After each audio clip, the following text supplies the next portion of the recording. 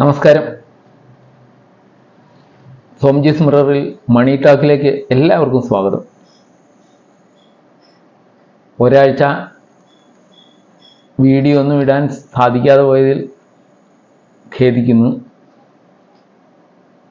ഇവിടെ ഇല്ലാതിരുന്നു, സ്ഥലത്തില്ലാതിരുന്നത് കൊണ്ട് ഒന്നും ചെയ്യാൻ സാധിച്ചില്ല. ഈ ആഴ്ച മുതൽ വീണ്ടും നമ്മളുടെ എല്ലാ വീഡിയോകളും വരുന്നതാണ്. ഞായറാഴ്ചത്തെ സൺഡേ സ്റ്റോക്ക് ടോക്കും നമുക്ക് പ്രതീക്ഷിക്കാം. ഇന്ന് മാർക്കറ്റ് പ്രതികരിച്ചത് കണ്ട് എല്ലാവരും വിഷമിച്ചിരിക്കുകയായിരിക്കും എന്ന് തോന്നുന്നു. മാർക്കറ്റിൽ രാവിലെ തന്നെ അതിശക്തമായ സെല്ലിംഗ് ആണ് ഉണ്ടായത്. ഫെഡറൽ റിസർവിൻ്റെ ഇൻട്രസ്റ്റ് കട്ട് വന്നു. 0.25% കുറച്ചത്. എല്ലാവരും മാർക്കറ്റ് പ്രതീക്ഷിച്ചിരുന്നത് ഒരു 0.50% കുറയ്ക്കുമെന്നായിരുന്നു.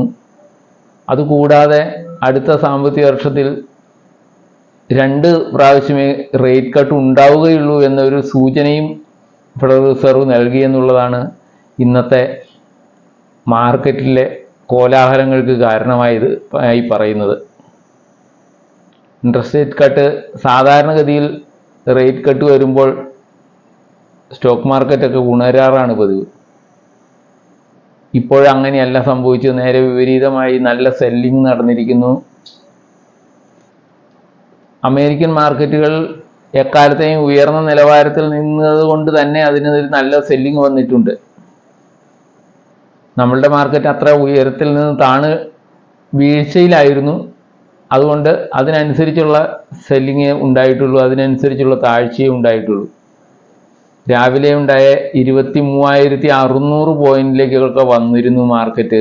പക്ഷെ അതെല്ലാം തിരിച്ചു കയറി 23,957 ക്ലോസ് ചെയ്തിട്ടുണ്ട്. പ്രതീക്ഷയ്ക്ക് വക നൽകുന്ന ഒരു ക്ലോസിംഗ് തന്നെയാണ്. നാളെ അത് തിരിച്ചു കയറില്ല എന്ന് പറയാനായിട്ടില്ല. ശക്തമായ റെസിസ്റ്റൻസ് ഉള്ള 23,800 750 മാർക്കറ്റ് ക്ലോസിങ്ങിന് പോയില്ല എന്നുള്ളത് പ്രതീക്ഷയ്ക്ക് വക നൽകുന്നു. മാർക്കറ്റിലുണ്ടാകുന്ന ഇത്തരം ശക്തമായ സെല്ലിങ്ങുകൾ ഉപയോഗപ്പെടുത്താൻ കഴിയുന്നവർ അത് ചെയ്യേണ്ടതാണ്. രാവിലെ നല്ല സെല്ലിങ് വന്നു. അപ്പോൾ തീർച്ചയായിട്ടും നമുക്ക് പ്രതീക്ഷിക്കാം ഇതുപോലെയുള്ള ശക്തമായ സെല്ലിങ്ങുകൾ നമ്മളുടെ സാമ്പത്തിക രംഗത്തെ ബാധിക്കാത്ത, അല്ലെങ്കിൽ നേരിട്ട് ബാധിക്കാത്ത ചില വാർത്തകളുടെ ബലത്തിലൊക്കെയാണ് ഇതുപോലുള്ള സെല്ലിങ് വരുന്നത്. ഇപ്പം ഫെഡറൽ റിസർവ് 0.5% ഇൻട്രസ്റ്റ് കുറച്ചുള്ളൂ എന്ന് കരുതി നമ്മളുടെ എക്കണോമി എത്രമാത്രം അത് ബാധിക്കുമെന്ന് നമ്മൾ ആലോചിക്കുന്നില്ല. അതിലുണ്ടാകുന്ന തിരിച്ചടികൾ എന്ന് പറഞ്ഞാൽ ഇവിടെ FIIസിൻ്റെ പണത്തിനോ ഒക്കെ വരുന്ന ചില മാറ്റങ്ങളാണ്. ബാക്കി കണ്ടീഷനുകളെല്ലാം അങ്ങനെ തന്നെ നിൽക്കുകയാണ്. അതുകൊണ്ട് ഇതുപോലെ സ്റ്റീപ്പായിട്ടുള്ള സെല്ലിങ്ങുകളുടെ താഴ്ച വരുമ്പോൾ വാങ്ങുന്നത് എപ്പോഴും നല്ലതായിരിക്കും. നല്ല ഷെയറുകൾ, നന്നായി നമ്മൾ വാച്ച് ചെയ്തിട്ടുള്ള ഷെയറുകൾ കുറഞ്ഞ വിലയിൽ കിട്ടുമ്പോൾ തീർച്ചയായിട്ടും വാങ്ങാൻ ശ്രമിക്കുന്നത് തന്നെയാണ് നല്ലത്.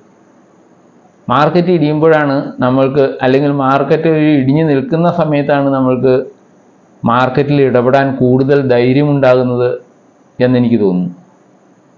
അങ്ങനെയുള്ളവർക്കാണ് അതിൽ നിന്ന് ക്യാഷ് ഉണ്ടാക്കാനാവുക. ഇന്നത്തെ സെല്ലിങ്ങുകളിൽ നന്നായി പണം ഉണ്ടാക്കിയവരുണ്ട്. അവർ ഈ സെല്ലിങ് നിസ്സാരമാണ്, നമ്മളുടെ ഈ ന്യൂസുകളെല്ലാം നമ്മളുടെ മാർക്കറ്റിനെ അത്ര ശക്തമായി ബാധിക്കില്ല എന്ന് കണ്ടുകൊണ്ട് തന്നെ വാങ്ങിയിട്ടുണ്ട്. അതുകൊണ്ടാണ് മാർക്കറ്റ് തിരിച്ചു കയറിയത്.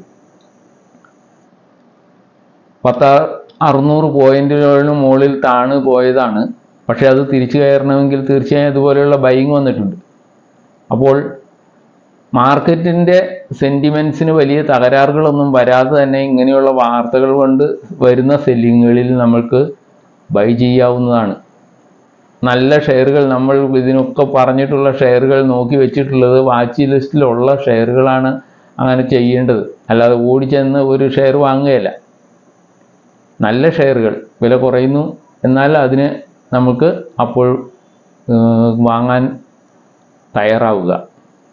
അങ്ങനെയാണ് ഈ ഇടിയുന്ന മാർക്കറ്റിൽ നമ്മൾക്ക് മുന്നോട്ട് പോകാനാവുകയുള്ളൂ. ഇതൊക്കെ താൽക്കാലികമായ ഇടിവുകളാണെന്ന് നമുക്ക് വിചാരിക്കാം. അധികവും നമ്മളുടെ എക്കണോമി അത്ര ഒരു ബിയർ മാർക്കറ്റിലേക്ക് വരത്തക്ക രീതിയിലുള്ള ന്യൂസുകളൊന്നും ആണ് വരുന്നതെന്ന് പറയാൻ പറ്റില്ല. ഈ കഴിഞ്ഞ വർഷം ഇന്നിപ്പോൾ മ്യൂച്വൽ ഫണ്ടുകളുടെ NFOയുടെ ഡേറ്റയൊക്കെ വന്നിട്ടുണ്ട്. ഈ 24-ൽ ഏറ്റവും കൂടുതൽ ഫണ്ട് വന്നിട്ടുള്ളത് ഈ 24-ലാണ്. 1,04,000 കോടി രൂപയാണ് മ്യൂച്വൽ ഫണ്ടുകളിലെ NFOകളിലേക്ക് ന്യൂ ഫണ്ട് ഓഫറിലേക്ക് വന്നിട്ടുള്ളത്. അതെല്ലാ കാലത്തെയും ഏറ്റവും വലിയ തുകയാണ്. 2021-ൽ കോവിഡിന് ശേഷമാണ് ഇതിനു മുമ്പ് ഏറ്റവും കൂടുതൽ വന്നിരുന്നത് 99,000 കോടി രൂപയാണ് അന്ന് വന്നത്. അതിനെയും കടത്തി വെട്ടി ഈ വർഷം 1,04,000 കോടി രൂപയാണ് വന്നിട്ടുള്ളത് NFOയിൽ മ്യൂച്വൽ ഫണ്ടുകളിലേക്ക്. അപ്പോൾ നമുക്ക് മനസ്സിലാക്കാം മാർക്കറ്റ് അതിൻ്റെ വ്യാപ്തി കൂട്ടിക്കൊണ്ടിരിക്കുകയാണ്. മാർക്കറ്റിലേക്ക് പണം ഇറക്കാൻ ആളുകളുടെ കയ്യിൽ പണം ഉണ്ടെന്ന് തന്നെയാണ് അതിനർത്ഥം. NFOയിലൊക്കെ നിക്ഷേപിക്കുന്നവർ അധികം പേരും സാധാരണ നിക്ഷേപകർ മാത്രമായിരിക്കും.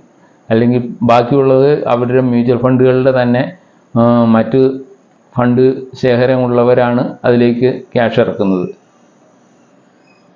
അപ്പോൾ തീർച്ചയായിട്ടും മാർക്കറ്റിൽ പ്രതീക്ഷയ്ക്ക് വകയുള്ള കാര്യങ്ങളാണിതൊക്കെ. മാർക്കറ്റ് അതിനനുസരിച്ച് തന്നെ മുന്നോട്ട് പോകുമെന്ന് നമുക്ക് പ്രതീക്ഷിക്കാം. ഈ നിലയിൽ നമ്മൾ നിൽക്കുമ്പോൾ തീർച്ചയായിട്ടും നാളെ തന്നെ അതിനൊരു തിരിച്ചുവരവുണ്ടാകും, ഒരു സെല്ലിങ്ങിന് തിരിച്ചുവരവുണ്ടാകുമെന്നാണ് പ്രതീക്ഷിക്കാവുന്നത്. അപ്പോൾ നോക്കി വയ്ക്കാവുന്ന ഒരു 2 ഓഹരികളുടെ സൂചന കൂടി തരാം. മാർക്കറ്റിൽ ഇപ്പോൾ ഫാർമ ഓഹരികൾക്ക് നല്ല റേറ്റിംഗ് ആണ് എല്ലാ ഇതിലും കൊടുക്കുന്നത്. റേറ്റിംഗ് ഏജൻസികളായാലും ബ്രോക്കറേജ് സ്ഥാപനങ്ങളായാലും ഇതിന് ഫാർമ മേഖലയ്ക്ക് നല്ല ഇത് കൊടുക്കുന്നുണ്ട്. ഫാർമ മേഖലയിലെ ഡോക്ടർ റെഡ്ഡീസ് ലബോറട്ടറീസ് എല്ലാവർക്കും അറിയാവുന്ന ഷെയറാണ്. വൻകിട കമ്പനികളിൽ ഒന്നാണ് ഇന്ത്യയിൽ നിന്നുള്ള ഫാർമ മേഖലയിലെ. അപ്പോൾ അത് ഈ കഴിഞ്ഞ ദിവസം നമൂറ അതിനെ ബൈയിങ് ലിസ്റ്റിലേക്ക് കൊണ്ടുവന്നിട്ടുണ്ട്, ബൈയിങ് റേറ്റിലേക്ക്. അതിൻ്റെ ടാർഗറ്റ് പറയുന്നത് 1,500 ഇപ്പോൾ 1,326 രൂപ ലെവലിൽ കിടക്കുന്നു. ഇന്ന് അതിൻ്റെ റേറ്റിംഗ് ഒരു കൂട്ടിയപ്പോൾ ബൈയിങ് പറഞ്ഞപ്പോൾ തന്നെ അതിന് മാറ്റമുണ്ടായിട്ടുണ്ടെന്ന്, അത് കൂടുകയാണ് ചെയ്തത്. അപ്പോൾ അതുപോലെയുള്ള ന്യൂസുകൾ വരുന്നുണ്ട്. ഫാർമ മേഖല അല്ലെങ്കിൽ തന്നെ ഇപ്പോൾ ലൈം ലൈറ്റിലേക്ക് വരുന്ന ഒരു സമയമാണ്. കോവിഡ് കഴിഞ്ഞ് ഒരു ഉയർച്ച, ശക്തമായ ഒരു ഉയർച്ചയുണ്ടായിരുന്നു. അത് കഴിഞ്ഞതൊന്ന് താണു കിടക്കുകയായിരുന്നു. അപ്പോൾ അത് കഴിഞ്ഞ ഒരു വർഷമായിട്ട് പതുക്കെ പതുക്കെ ഉയർന്നു വരുന്ന ഒരു മേഖലയാണ് ഫാർമ. അതിനകത്ത് തന്നെ ഈ ഏറ്റവും നല്ല ഷെയറുകളിലൊന്നാണ് ഡോക്ടർ റെഡ്ഡീസ് ലബോറട്ടറീസ്. അപ്പോൾ അതിനെ നമ്മളുടെ ലിസ്റ്റിലൊന്ന് നോക്കി വെച്ചിട്ട് വാങ്ങാനുള്ളവർ അതിനനുസരിച്ച് നോക്കി റിസർച്ച് ചെയ്ത് അഭിപ്രായങ്ങൾ അന്വേഷിച്ചതിന് ശേഷം അത് ശ്രമിക്കാവുന്നതാണ്. അതുപോലെ ഒരു ഷെയറാണ് പിരമാൾ ഫാർമ. ഞാൻ 2-3 തവണ ഇതിൽ പറഞ്ഞിരുന്നവരാണ്. 87-93 ലെവലിൽ അതിനെ ഞാൻ കഴിഞ്ഞ വർഷമല്ല, ഈ 24-ൽ തന്നെയാണ്. 24-ൽ ആദ്യം ബൈയിങ് പറഞ്ഞിരുന്ന ഒരു ഷെയറാണ്. ഇപ്പോൾ അത് നിൽക്കുന്നത് 258 ലെവലിലാണ്.